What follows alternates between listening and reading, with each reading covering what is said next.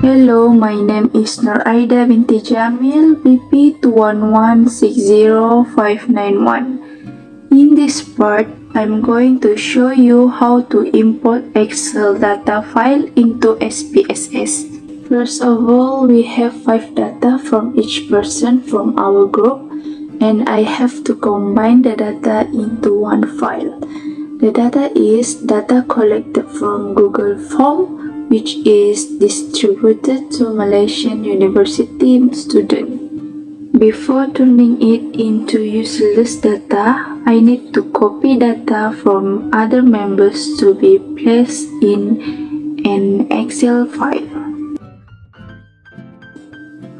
So the data, first I copy that and transfer to the Excel file, the new Excel file, and then make the same step to copy the data from others member until we have 5 data from each person.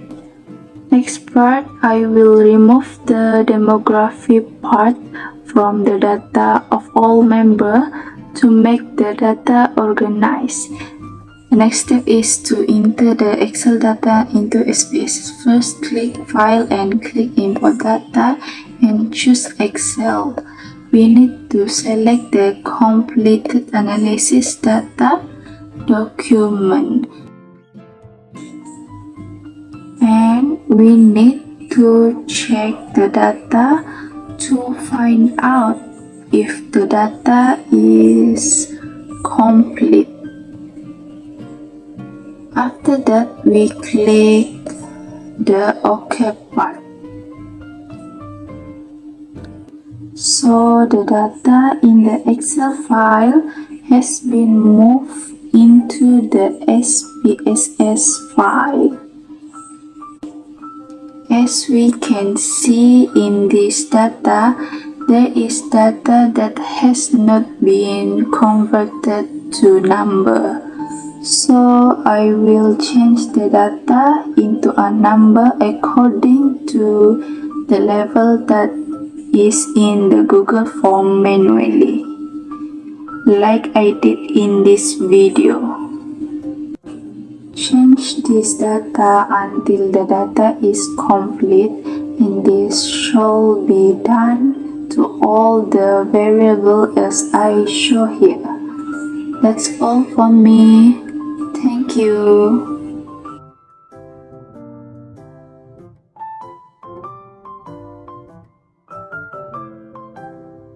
To create a new variable, we go up to transform and compute.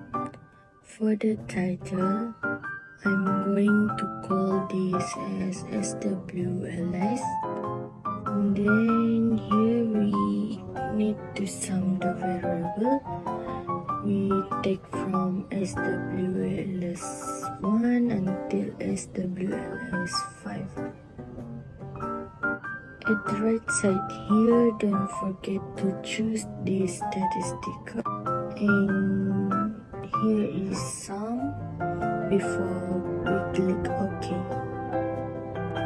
If we look at here, we can input the variable that we want by clicking the arrow.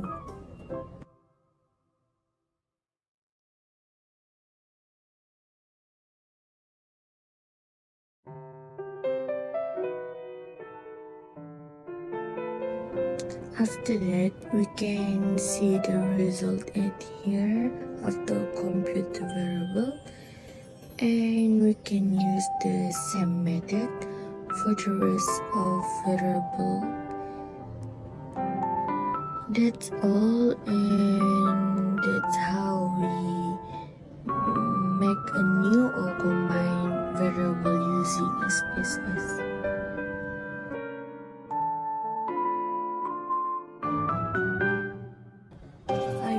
Short tutorial on how to do data cleaning in SPSS to achieve cleaning data file. Let's start by clicking on Analyze, go to the descriptive statistic. In frequencies. We have to try and look for obviously incorrect values in our dataset. So now we have to choose any variable that we wanna have a look.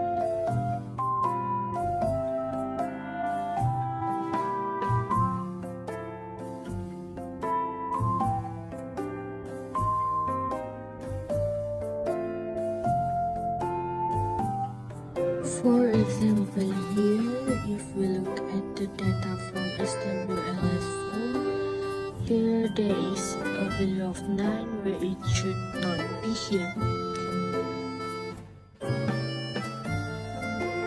So first we go to data and choose selected cases and go to if condition is satisfied, then press the button if, then choose the row that get problem, which is SWLS4.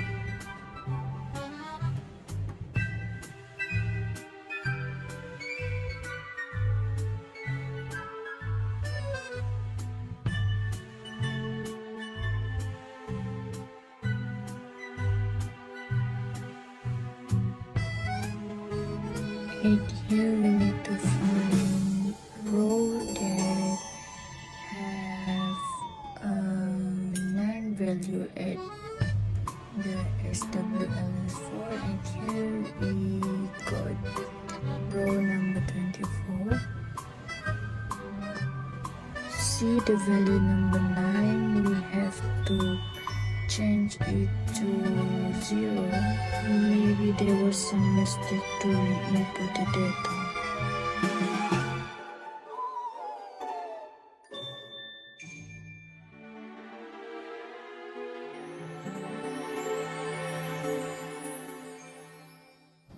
For a check, we can go back to data and selected cases, change to all cases.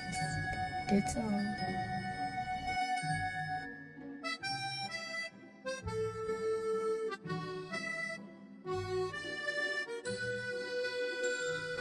Hello everyone, so my name is Sharon Pungsubjan. So for my part, I will be discussing about analysis description in SPSS. So why are we looking for descriptive analysis in SPSS? So basically, this descriptive is to describe the past relationship side by side between the hypothesis information that we have gathered. Okay, so in other words, it will show you a like histogram, maybe the sum, the variance that we gathered in the simplest form to give us the bigger picture of what we have gathered. Okay, so how to find the descriptive statistic? First, you will go to analyze and click the descriptive statistic and choose the frequencies. Okay, and it will pop up something like this. Okay, so from here you will choose the variables that you want to examine. For example, I chose the sex variable. So I click it, and then after that I think I wanted to choose let's see, okay, DSWLS1. Okay, after that, after I choose these two of my variables, I will go to click the statistics. It will pop up something like this. In here, we will click the mean, median, mode that you can see on the central tendency. And in the dispersion part, we will click the standard deviation, variance, range, minimum, and maximum column. So these were the frequency statistics that we will see by the end of this video for our two variables that I just clicked prior. Okay, so continue, and then here we'll be back in the frequency part where we will click the charts, which will pop the frequency chart. We click the histogram. Okay, so for the histogram, we will want to show the normal curve on the histogram. Then continue, and then we press OK. Okay, so we let them process first, and then voila, here are the statistics where it already helps us do the mean, median, mode, and etc. in a data form. And then as we scroll downwards, it will show us the histogram, which will include the curve that we just click, and this is the summarize of the variable that we chose for data and for the histogram form. So yeah, this is all for the descriptive statistics tutorial, and now I'm going to move to the next presenter to perform the tutorial for t-test and regression. Thank you.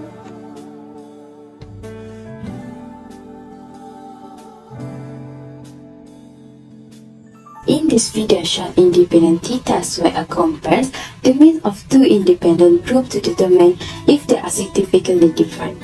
Conducting an independent t-test using SPSS involves a few key steps. First, setting up the data enter your data into SPSS, ensuring that each group is in a separate variable or column. Number 2 is running the independent t-test negative to analyze. To menu, select the compare means and choose the independent sample t-test. Number 3 is specifying variable. Select the variable representing your two groups in the test variable section. Configuring option. Specify the desired level of significance, usually 0.05, and choose the appropriate option of equal variance or unequal variance based on your data. Interpreting the result, SPSS will generate input, output, including the t-test, degree of freedom, and p-value. If the p-value is less than your chosen significant level, the difference between the mean is considered really statistically significant. In summary, the independent t-test using SPSS is a wonderful tool and statistical analysis that allow us compare means between two independent groups. It helps us to inform decision based on evidence, ensuring the reliability and validity of our findings. Hello, my name is Silver Kongmei, and my metric sample is BP21010095. And as you can see from top screen, there's option which is regression. You should click it and click linear. The regression analysis dialog box, we will start by selecting the dependent variable. This is the variable we want to predict or explain. So click on the dependent variable. From the list of the variable, move it to the dependent box. So we select the independent variable. These are factors that might influence the dependent variable. So we will select the independent variable inside the box that we want. Next, click statistic to explore the additional option by clicking descriptive and collinearity diagnosis. So next, for the residuals, I will click the case-wise diagnosis and proceed to click continue. So the next part, I click option, and there's a missing value, so I click exclude cases pairwise. And the next one is plot. From here you can see x-axis and y-axis, which x-axis represent two independent variable. Meanwhile, y-axis is represent two dependent variable. For the standardized residual plots, I click normal probability plot and click continue. SPSS, you have the option to save the linear regression model itself. So I would like to click the distance for the first choice and click continue and OK.